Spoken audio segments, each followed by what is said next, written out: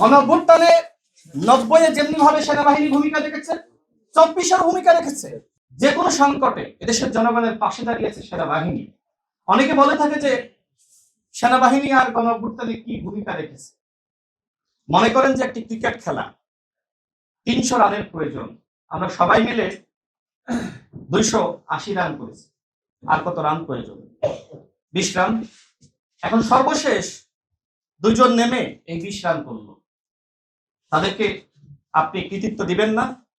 ঠিক সেনাবাহিনীকে এই যে শেষ সময় এসে জনগণের পাশে দাঁড়ালো, তারা যে শেখ হাসিনাকে বলল যে আমরা আপনাকে আর সমর্থন দিতে পারবো না, আমরা জনগণের বুকে গুলি চালাতে পারবো না, এরপরে তো শেখ হাসিনার পতন হয়ে গেল, ঠিক নয় কি?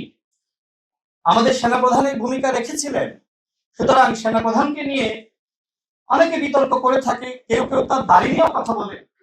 এনসিপির একজন নেতা সেনাপ্রধানের দাড়ি নিয়ে কথা বলেছে, নাসিরউদ্দিন পাটোয়ারি, একজন মুসলমানের ঘরের সন্তান, আরেকজন মুসলমান ঘরের সন্তান যে দাড়ি রাখলো, সেটি নিয়ে কি প্রশ্ন তোলা যায়? কোন রাজনৈতিক ব্যক্তিত্ব এই ধরনের প্রশ্ন করতে পারে যে বুড়ো বয়সে যাদের আসলে ভীমরতিতে ধরে তারা দাঁড়িয়ে থাকে? সেনাপ্রধান সেরকম একজন এ ধরনের মন্তব্য করেছেন Nasiruddin Patwari. In the heart of the city rises a destination built for greatness. International Convention City, Bosundhara. Life takes a new course. আমি তাকে আহ্বান করব, সেনাপ্রধানের দাড়ি নিয়ে আপনি যে মন্তব্য করেছেন, এর জন্য আপনি জাতির কাছে, সেনাপ্রধানের কাছে দুঃখ প্রকাশ করেন। এর আগে তিনি আরো বলেছিলেন যে মাথায় ঘিলু নাই, প্রশিক্ষণ নাই, সেনাবাহিনী নাকি অস্ত্র চালাইতে পারে না। সেনাবাহিনী যদি 71-এ অস্ত্র হাতে তুলে না নিত, তাহলে বাংলাদেশের স্বাধীনতা সেটি হয়তো আরো পরে হতো। হ্যাঁ, আমাদের কৃষক, শ্রমিক, মেহনতি মানুষ তারা ভূমিকা রেখেছে, কিন্তু একটি প্রশিক্ষিত বাহিনী, তাদের যে ভূমিকা, এটি অবশ্যই গুরুত্বপূর্ণ। এবং সেই ভূমিকার জন্য বাংলাদেশের জনগণ তো সেনাবাহিনীকে সবসময় ধন্যবাদ জানিয়েছে।